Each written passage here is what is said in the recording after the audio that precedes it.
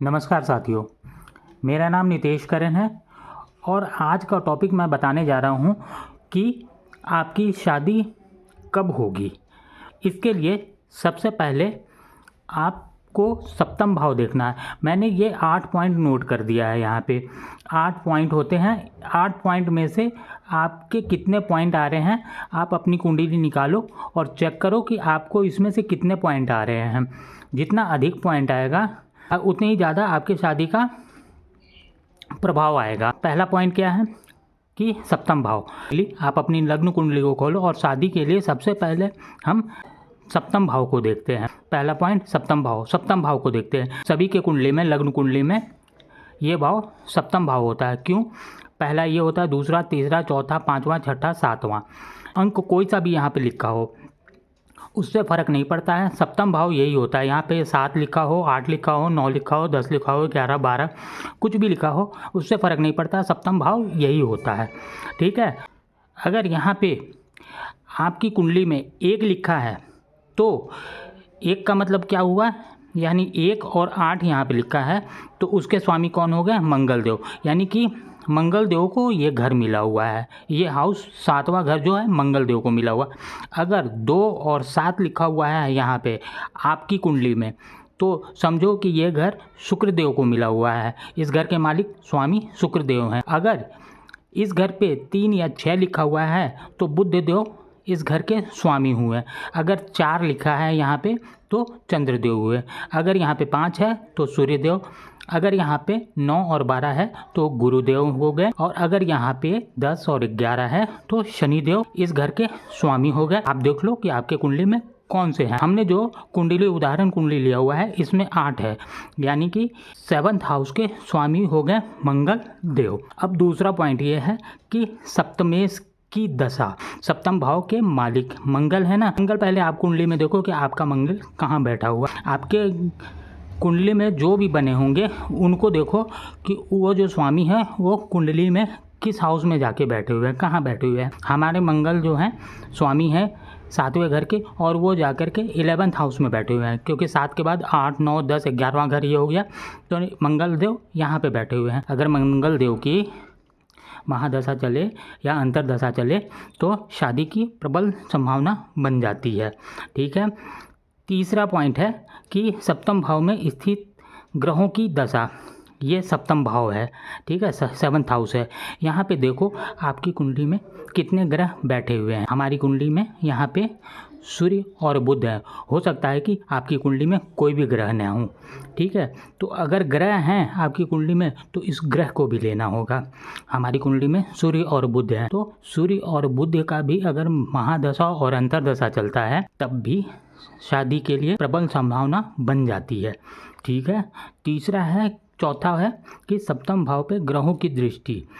इस सप्तम भाव पे आप देख लो कि आपकी कुंडली में इस भाव पे कौन कौन से ग्रह की दृष्टि पड़ रही है।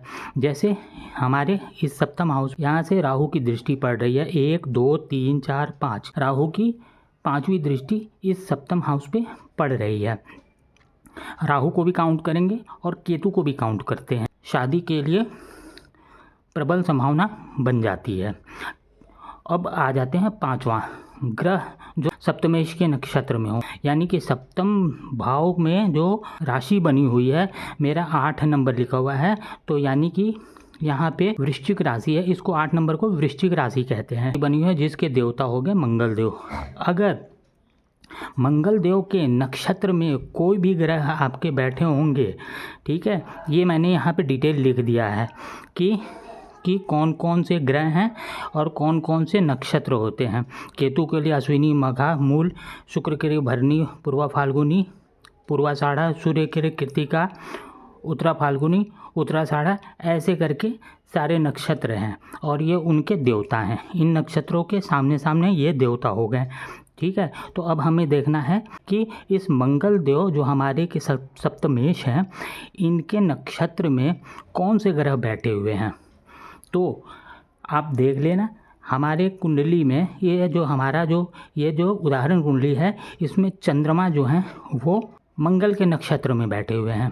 चंद्रमा जो हैं वो हमारे जो हैं धनिष्ठा नक्षत्र में है। ये चंद्रमा हमारे धनिष्ठा नक्षत्र में है।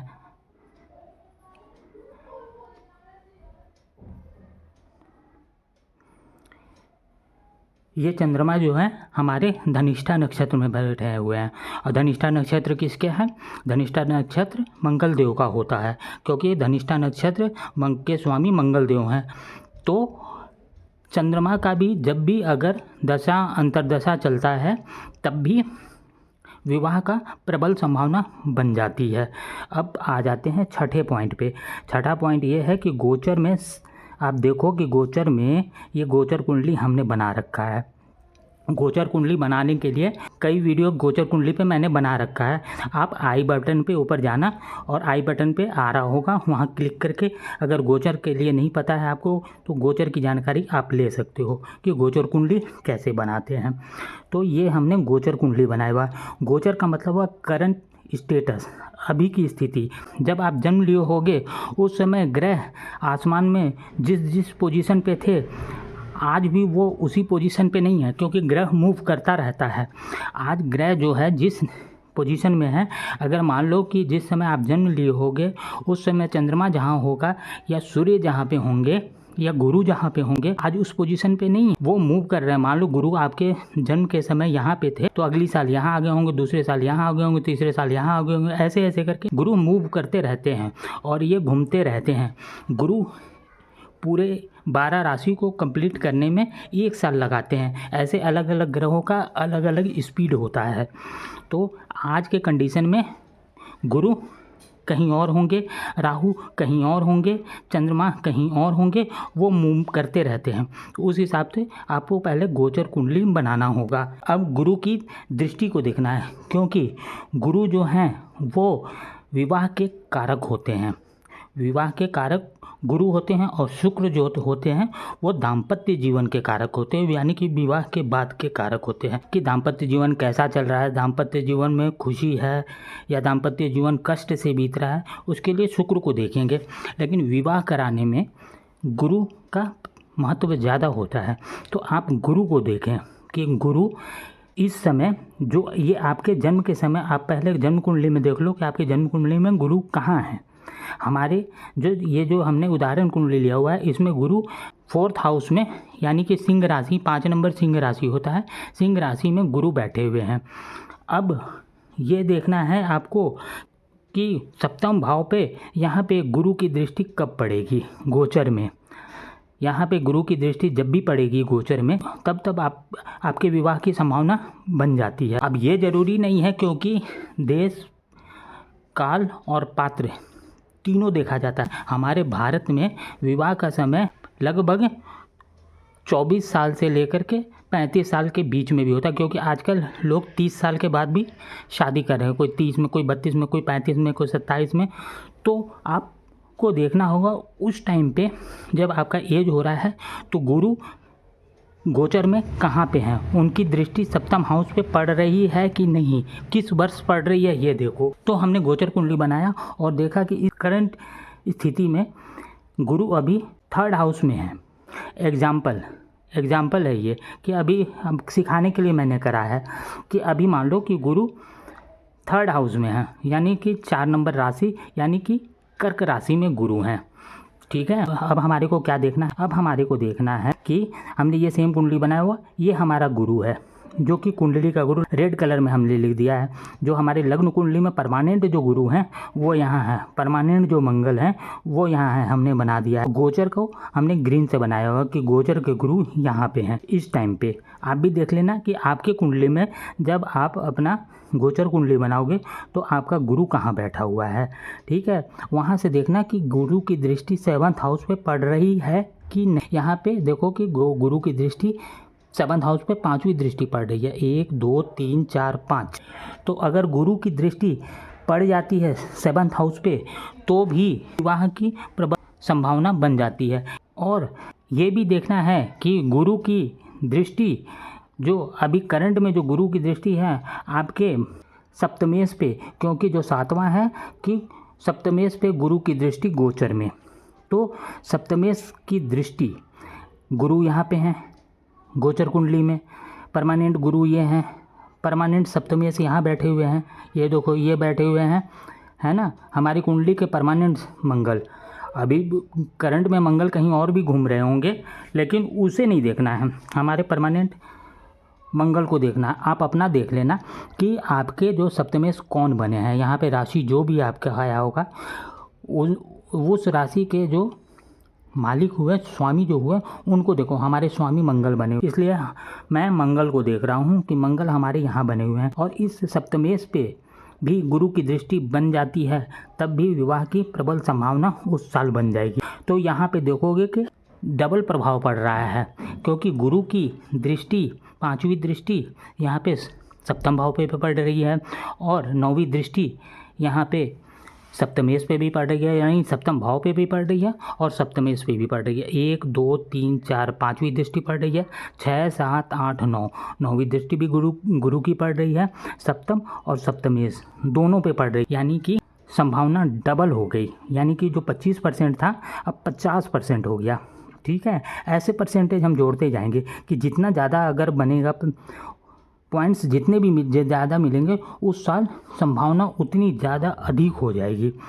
ठीक है, अब देखो कि गोचर में गुरु की दृष्टि लग्न के शुक्र पे, जैसे हमारा लग्न का शुक्र कौन सा है, लग्न के शुक्र यहाँ बैठे हुए हैं। ठीक है, इस पे गुरु की दृष्टि पड़ जाए, अगर इस पे भी गुरु की दृष्टि पड़ जाती है कि अगर गुरु की दृष्टि मान लो यहाँ पड़ी, ठीक है, और पांचवी दृष्टि इस पे पड़ रही है सप्तम भाव पे, नौवीं दृष्टि मंगल पे पड़ रही है और शुक्र पे, शुक्र हमारा परमानेंट शुक्र ये है, यहाँ पे है ये शुक्र, परमानेंट शुक्र हमारे ये है ना, ये परमानेंट शुक्र है, लेकिन शुक्र पे दृष्टि नहीं पड़ रही है। नहीं, अगर यही शुक्र हमारे लग्न कुंडली में, अगर ये शुक्र यहाँ पे होते हैं, नवम भाव में होते, तो गुरु की एक दृष्टि यहाँ भी पड़ जाती, जैसे 1 2 3 4 5 6 7 सातवीं दृष्टि। अगर मान लो कि गुरु की शुक्र हमारे यहाँ होते, इस जगह पे हमारे शुक्र